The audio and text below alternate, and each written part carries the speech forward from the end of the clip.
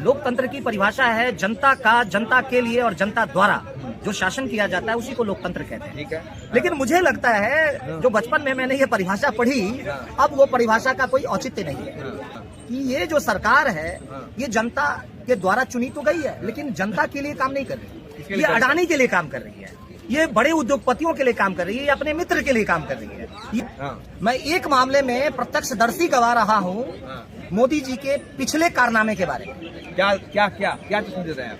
चश्मदीद गवाह इस बात का रहा हूँ कि कभी मैं अमेठी से बीजेपी टिकट का प्रबल दावेदार था। अच्छा। और इस संदर्भ में 1100 करोड़ में मैं अपना बायोडाटा लेकर के अमित शाह जी के रूम में गया था। 1100 करोड़ जो भाजपा का राष्ट्रीय कार्यालय हुआ करता था, अब तो भाजपा का राष्ट्रीय कार्यालय चेंज हो गया है, लेकिन उस वक्त में मैं 2014 और 2019 की बात बता रहा हूँ। तो मैंने देखा एक नया चीज वहाँ, ये मैंने देखा कि कॉर्पोरेट सेक्टर के बड़े बड़े सूरमा एकदम नई चमचमाती विदेशी गाड़ी पे उतर करके और उनको एक टोकन दिया जा रहा है। और हमारे जैसे आदमी के लिए जो बिहार में जन्म लिया और दिल्ली में रहता है और वो अमेठी जैसे कार्यक्षेत्र में राजनीतिक कर्मभूमि चुना जहाँ के सांसद राहुल गांधी हुआ करते थे, और उस क्षेत्र में मैंने प्रतिज्ञा की चुनाव लड़ेंगे हम। जब मुझे भाजपा से टिकट नहीं मिला और स्मृति ईरानी का नाम अनाउंस कर दिया गया, तब मुझे लगा कि फसल बोएगा कोई और काटेगा कोई।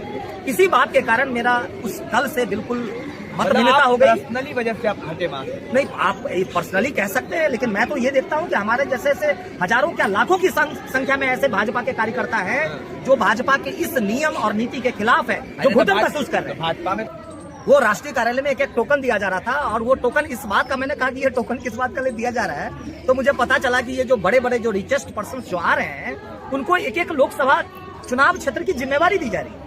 यानी उस क्षेत्र पर A to Z जितना पैसा एक्सपेंस होगा उसका पूरा हेडेक उनको करना है। पहले ये बताइए कि पहले आप भाजपा में थे? पहले जी हाँ, बिल्कुल, मैं भाजपा का सदस्य था। मैं संघ से प्रथम वर्ष प्रशिक्षित हूँ।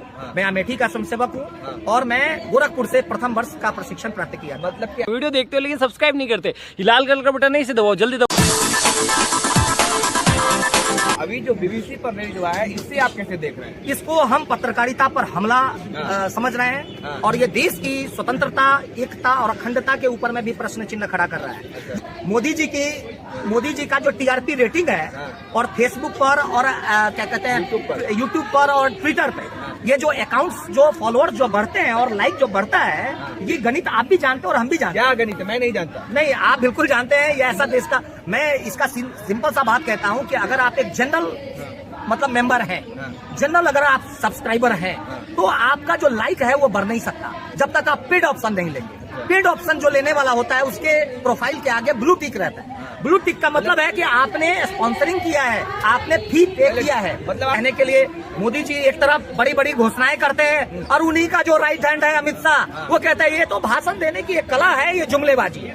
तो हमारे कहने का मतलब ये जो राम और श्याम की जो जोड़ी है, वो राम जो है हाइप क्रिएट करता है, अपना व्यक्तित्व का आभा मंडल बनाता है, और दूसरा तरफ उसका जो राइट हैंड है अमित शाह, जो देश का गृह मंत्री भी है दुर्भाग्य से, जिसके ऊपर मैं दुर्भाग्य इसलिए कह रहा हूँ कि इसके ऊपर में इतने सेंसिटिव केस रहे हैं, वो हमारे इतने सेंसिटिव डिपार्टमेंट का गृह मंत्री कैसे बन गया? आप मीठा जब भाजपा तब नहीं आता। एक मिनट, मैं उसका बता रहा हूँ। जब भाजपा तो नहीं, मैं बता रहा हूँ उसका।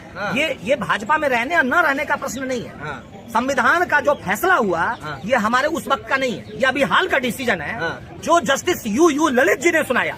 जितने बड़े इंपॉर्टेंट केस थे नरेंद्र मोदी के और अमित शाह के, ये जो पेंडिंग केसेस हैं, इसका सारा का सारा डिसीजन यू ललित जी ने किया, और यू ललित जी को उसके पारितोषिक के रूप में क्या दिया गया ये आपके सामने में है।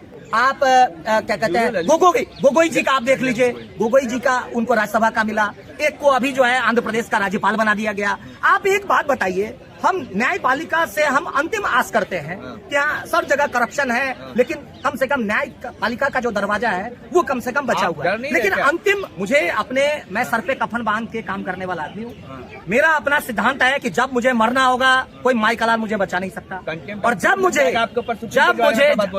जब तक मुझे जिंदा रहना है मुझे कोई माई कलाल मार नहीं सकता। रह गई बात